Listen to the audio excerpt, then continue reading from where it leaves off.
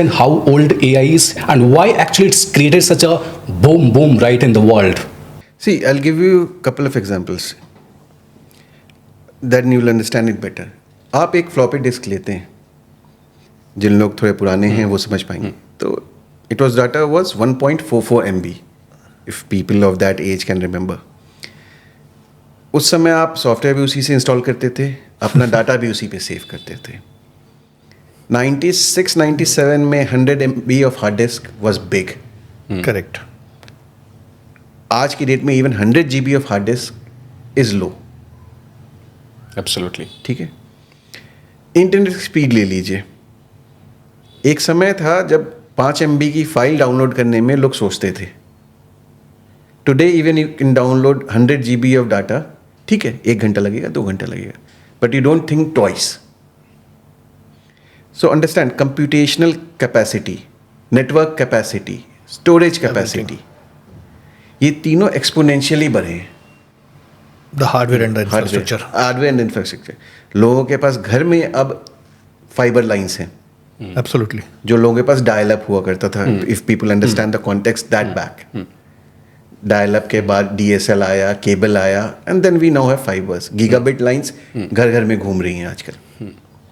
So capacity was the hindering problem. ये whole idea, the idea as he said, has been generated a long time back. Correct. Even for ChatGPT जिसको आप बोल रहे हैं 2 साल पहले जनरल अवेलेबिलिटी बोलते हैं, एक वर्ड है कि पब्लिक के लिए लॉन्च किया.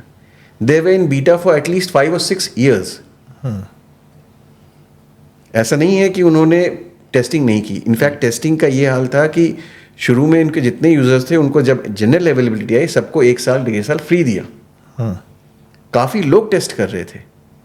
आई know of fact that I knew it from 2018-19 when I started hearing rumours कि ऐसा कुछ है जो कर रहा है. I didn't have access to it, but I definitely heard from my friends across US, Europe कि there somebody who is building such sort of generative AI.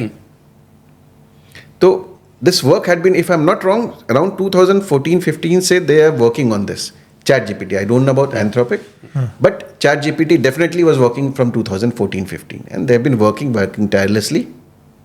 It's just that the availability of hardware, the availability of network, the availability of storage, the availability of the entire infrastructure. सिर्फ computer hardware नहीं, आपको electricity generation, cooling requirements. Yes, it generates a lot of heat. तो उसके हिसाब से आपको उस तरह के डाटा सेंटर्स, पूरा इंफ्रास्ट्रक्चर जो आता है वो रेडी कभी नहीं था. स्पेशलाइज्ड डाटा सेंटर्स बन रहे हैं इनके. बिल्कुल. तो इंफ्रास्ट्रक्चर जैसे से रेडी होता गया वैसे वैसे लोग आगे बढ़ते So गए. do you feel, of course, India is ready right with that kinds of infrastructure as of now? Infrastructure wise, no. Okay. Infrastructure wise, we are not ready for data center at that scale. In fact, the biggest data center we have is not capable of hosting its own LLM at a global scale. You might have in-house, you might have LLMs at जो उनके पीछे के engine है, basically LLMs, generally large language models बोलते हैं उनको, वो generally वही होते हैं. You can have it for a very specific set of skills or a specific set of areas, but इस तरह के general purpose global scale पे we don't have.